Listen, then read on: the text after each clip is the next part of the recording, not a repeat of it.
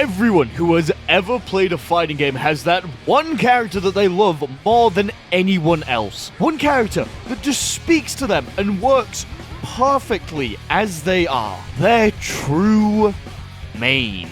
Recently, I've been looking back at all the old fighting games that I've played throughout my life and thinking back on all the old mains that I used to have. It's fun going back in time and seeing what you used to play and see how your taste in characters has changed. Some characters I look back at and I still think they're cool, but I would have definitely chosen another character in their place. Some characters I look back on and I'm like, damn, I was 100% correct. This was absolutely a character that I just love. I could have not replaced them with anyone else in the cast. They were perfect. And some characters I look back at and I wonder why I even played them in the first place. Hell, some of them I look back at and I wonder if it's the reason that I don't play those series anymore. Like, what was I thinking? Elisa Boskanovich? Elisa Boskanovich? Why the fuck did I play Elisa Boskanovich? It was Enkidu, and my only other friend was a VAT player. I don't know why I put myself through that. But sometimes I look back at games that I really wanted to play and some characters that I really wanted to get into, but I never quite got the chance. You know how it is sometimes. Games come out and they get pushed to the backlog. No one really wants to bring them up, and then eventually you only get to play them once in a blue moon. Eclipse, with the stars perfectly aligned behind it and all of the old gods have awakened from their slumber, and instead of destroying humanity they decided, yeah, actually I'll play a little bit of Continuum Shift. MASH, Sarugi, Ruby Rose, Ollie, all of these characters are characters that I know I would love, but I never got a proper chance to go all out with them because their games just aren't that popular. It's hard to justify learning these characters when I know how hard it can be to find matches in these games. Hell, I got a figure of MASH without even watching a single episode of Fate just because I like her playstyle that much in Melty Blood. And since it's in a video, it's now a tax write-off. I love my job! But there is one character in the long, long list of characters that I never got to play properly, and it makes me sad. Sure, some of these characters were great, and I'm sad that I missed my shot with them, but there was a character that I didn't miss my shot with. And due to circumstances, I never get to play her. So, let's talk about my favorite fighting game character that I can never play. But before we get into that, this video is sponsored by me. And welcome to 2024 YouTube, where YouTubers are sponsoring themselves. I've been working on a second channel for a while now. It's just sort of a highlight channel for my live streams, and I think it's pretty good. There's a couple of interesting things over there. So if you want to see more of my stuff, I recommend going and checking it out. We got highlight videos, we got reactions to characters coming out. There's one where I react to the new My video, and I definitely didn't make it in 5 minutes last night because haha, it's funny. I also stream on Twitch 3 to 4 times a week. My schedule is very funky. And also, I have a Patreon. I've had a Patreon for a very long time, but people seem to not know about it. Because every time I bring it up, they're like, what do you mean you have a Patreon, Gecko? Why do you have a Patreon? So I have a Patreon. I put highlights of my bigger videos on there generally. And about once every couple of months when I remember to do it, I do a state of the channel thing. But I'm going to be working really hard on all of these projects in the coming year. Like, really, really hard. On the second channel, I'm trying to upload daily videos. On the streams, I'm trying to think of actual interesting series to do. And on the Patreon, I want to upload more than once every 3 months. So please, go check these things out. They're really cool. They're really great. It's just more of my stuff. And I know you like my stuff because you watched through all this really long ad where I rambled and none of this was scripted. And hopefully no one can tell. So yeah. Anyway, back to the video. So, what character am I actually talking about? Which is the character that I fell in love with that I'll never be able to play again? Let me tell you the story about the game DNF Duel. Please don't click off the video. DNF Duel was one of Arxis' biggest games back in 2022, having a place in the Arc World Tour for real prize money. Like, they pushed this thing. The prize pot was as big as the Guilty Gear pot. They wanted this game to succeed. There was just one small problem. It didn't. It's no secret that DNF Duel has had a rough time keeping players retained, despite having a lot of the features that help fighting games stay relevant. But we're not here to talk about its downfalls. We're here to reminisce, to look back at the character in this game that I absolutely loved and might genuinely be my favorite fighting game character. Let's talk about Dragon Knight. Dragon Knight is one of the base characters in DNF Duel, and she is so fucking cool. She is a rushdown character with a spice. The spice is just a pinch, just a sprinkle of puppet character. This is because of her unique gimmick, this cute little dragon. Dragon Knight fights side by side with her dragon, Astra. Astra is able to be sent out by Dragon Knight by spending some of her mana.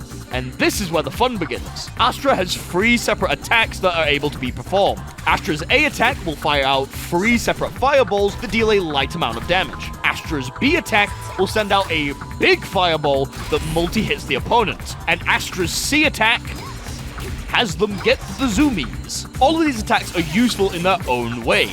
A is extremely useful for Dragon Knight's pressure game, as it covers the gaps that her longer attacks generally leave and allows her to do some dirty sequences. The B attack leaves you plus on block and has an absolutely massive hitbox. This hitbox covers a large portion of the screen, which allows you to catch unaware opponents off guard. It also causes a hard knockdown effect on an airborne opponent and is great for combos, or even resetting them if you're so inclined. The C attack not only leaves you the most plus on block out of all of the attacks, but it has the added benefit of making Astra fully invincible. See, all of the other attacks Astra can do leaves them vulnerable to a counterattack. So if Astra gets hit, that is the end of the sequence then and there. However, if Astra is going into Dragon Fang, that's the name of the attack, they're completely invincible to everything that's about to hit them. It's great to use in pressure if you think your opponent's gonna DP. It's great to use in combos because and it even allows for DK to combo off of her throws if you set it up just right. By using Astra, Dragon Knight is able to cover a wide variety of angles and positions on the screen. Most importantly, she's able to cover angles that her... I don't want to say stubby, but it's DNF Duel, so this is considered stubby. Normals fail to cover. This also affects her combo game in a bunch of different ways. Dragon Knight is able to bounce you around the screen in a bunch of different ways thanks to the use of Astra. This can lead to a lot of high damage and corner carry combos that look absolutely sick. Like, look at this combo.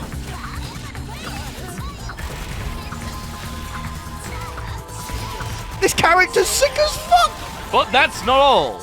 No, I wouldn't absolutely love a character if all they had going for them was funky hair, big breasts, and a silly pet.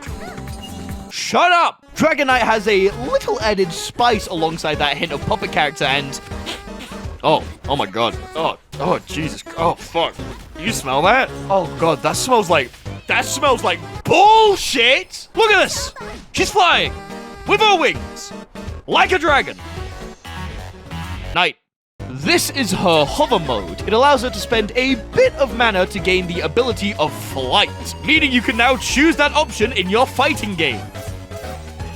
Fight or flighting game. It also gives you the ability to air dash forward or backwards when you want to try and position properly in a game where moves just go full screen because yeah, I ruined the game. Or do what every true rushdown player wants to do. I'm going in! However, because this game is Dingus Naughty Fingers Duel, you can do some bullshit with this move. By pressing any button, you are able to cancel the flight and immediately use an air move no matter how high up off the ground you are. This means that you can do this. You can also do this.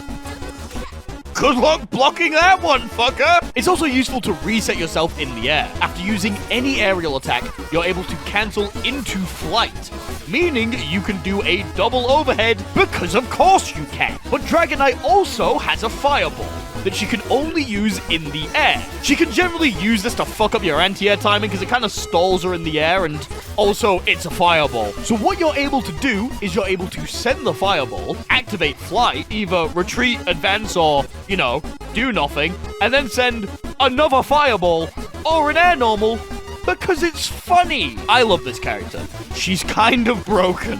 I'm not sure if you can tell. So if she's still there and she has all these new toys, Why did I title this my favorite fighting game character that I can never play? Like, she is physically there. I can boot up training mode and boot up arcade mode and play her. This isn't like Season 1 Zaro, a character that I'm sure has invaded the comment section. Well, I'm gonna have to bring you back to my earlier point. See, DNF Duel didn't do too well. Like, it really didn't do well. Currently on Steam, it's struggling to break 20 active players a day. At the 24-hour peak recently, it barely hit 30. This game has been bleeding players for a very long time, and it has unfortunately hit a point where finding a match through conventional means is nearly impossible. No one is queuing for either casual or ranked, and finding an open lobby can be